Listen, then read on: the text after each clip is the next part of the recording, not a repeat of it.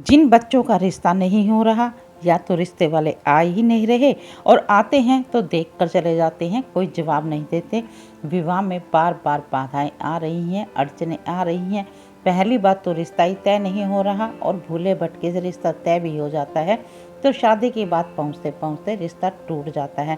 यदि इस प्रकार की आपके बच्चों के विवाह में भी बाधाएं और परेशानियां आ रही हैं, माता पिता बहुत परेशान हैं, तो आज मैं आपको अष्टमी तिथि के दिन करने वाला एक बहुत ही अचूक उपाय बताऊंगी। दोस्तों, अब की बार जो अष्टमी तिथि है इसके ऊपर बहुत ही सुंदर संयोग बन रहा है। अष्टमी तिथि का सोमवार के दिन होना, ऊपर से बैसाख का महीना होना और सर्वार्थ सिद्धि योग का होना, ये बहुत ही सुंदर संयोग है। इस संयोग में किए गए उपाय तत्काल प्रभाव से अपना असर दिखाते हैं। तो जिन बच्चों के विवाह में बाधाएं अड़चने आ रही हैं, माता पिता बहुत परेशान हैं, इस एक उपाय के करते ही आपके बच्चे के विवाह में जो भी बाधाएं अड़चने थी वो तत्काल प्रभाव से दूर हो जाएंगी और शीघ्र ही आपके बच्चे का जैसा आप रिश्ता चाहते हो वैसा ही रिश्ता आपके लिए आएगा और आपके बच्चे के शीघ्र ही विवाह के योग बनेंगे।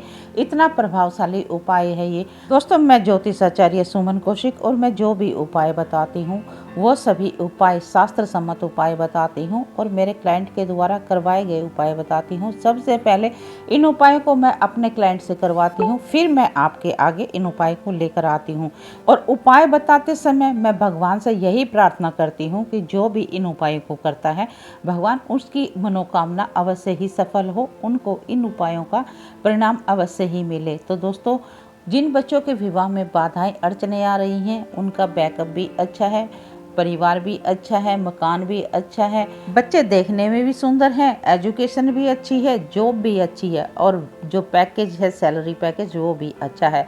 सब कुछ बढ़िया होने के बाद भी या तो रिश्ते वाला कोई आ ही नहीं रहा और यदि कोई रिश्ते वाला आ जाता है तो सामने से जवाब नहीं देता।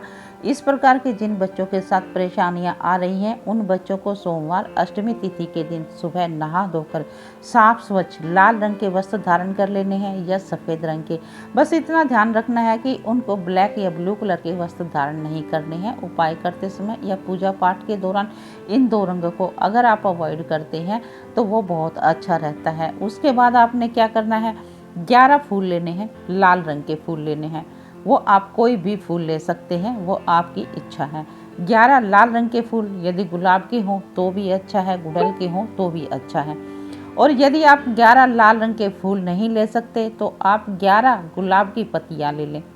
इतना तो आप कर ही सकते हो, 11 गुलाब की पत्तियां ले लें। लेकिन इस चीज़ का ध्यान रखना चाहिए कि वो गुलाब के फूल या आप जो भी पत्तियां ले रही हैं वो खंडित नहीं होनी चाहिए। बस इतना ध्यान रखना है। साफ स्वच्छ पत्तियां आपने लेनी है और उसके बाद आपने लाल रंग का चंदन लेना है। और यदि लाल रंग का चंदन नहीं है तो आप कुमकुम भी ले सकते हैं और अष्टगंध भी ले सकते हैं, लेकिन लेना आपने लाल रंग का ही है, इस चीज़ का ध्यान रखना है। उसके बाद आपने 1 लोटा जल लेना है, उसमें थोड़ा सा गंगा जल डाल देना है और 11 ही आपने अक्षत लेने हैं। अक्षत जो आप लेंगे वो खंडित नहीं होने चाहिए, साबुत होने चाहिए। और आपने एक दीपक लेना है शुद्ध घी का, उसमें युगल स्वरूप 2 बत्तियां रख लेनी है। उसके बाद आपने एक कलावा लेना है।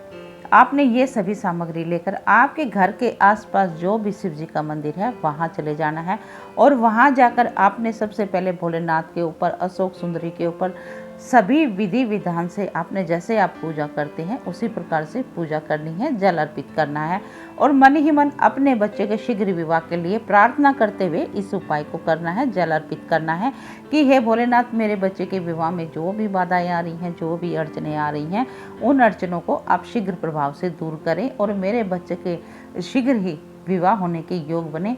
इस प्रकार की आप कृपा करें। मेरे बच्चे की कुंडली में विवाह संबंधित जो भी दोष बने हुए हैं, चाहे वो किसी भी प्रकार के दोष हो, मंगल दोष हो, काल सर्प दोष हो या मेरे बच्चे की कुंडली में शुक्र अस्त हो, शुक्र नीच का हो, जो भी मेरे बच्चे की कुंडली में विवाह संबंधित दोष है उन सभी दोषों को आप निवारण करें और मेरे बच्चे के शीघ्र विवाह होने के योग बने। इस प्रकार की आप कृपा करें।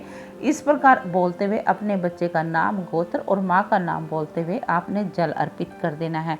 उसके बाद आपने क्या करना है, यही चीज़ें आपने बोलते हुए जो 11 आपने लाल रंग के फूल लिए हैं या जो 11 लाल रंग की पत्तियां ली हैं उनके ऊपर लाल रंग के चंदन से आपने टीका कर देना है और आपने ये सब चीज़ें बोलते हुए जो अभी बोली है अपने बच्चे के शीघ्र विवाह के लिए आपने अशोक सुंदरी के ऊपर उनको एक एक करके अर्पित कर देना है।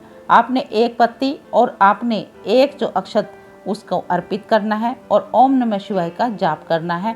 उसके बाद आपने दूसरी पत्ती उठानी है, उसके ऊपर लाल रंग का चंदन लगाना है, उसके ऊपर आपने एक अक्षत रखना है और अशोक सुंदरी के ऊपर अर्पित कर देना है और ओम नमः शिवाय का जाप करना है। इस प्रकार आपने 11 बार जाप करना है और 11 बार ही उन पत्तियों को अर्पित कर देना है भोलेनाथ के ऊपर और अपने बच्चे के शीघ्र विवाह के लिए आपने प्रार्थना करनी है। उसके बाद आपने क्या करना है, जो कलावा आपने लिया है वो महादेव पार्वती का गठबंधन कर देना है, जोड़ा कर देना है और आपने माता पार्वती की सिंदूर से मांग भर देनी है अपने बच्चे के शीघ्र विवाह के लिए प्रार्थना करते हुए और विधि विधान से दीपक जलाकर आपने आरती करनी है। तो इस प्रकार आपने इस उपाय को करना है अपने बच्चे के शीघ्र विवाह के लिए प्रार्थना करते हुए।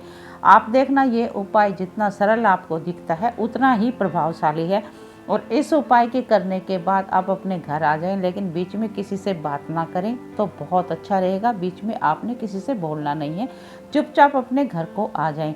इस उपाय को बच्चे के माँ बाप भी कर सकते हैं और बच्चे स्वयं भी इस उपाय को कर सकते हैं।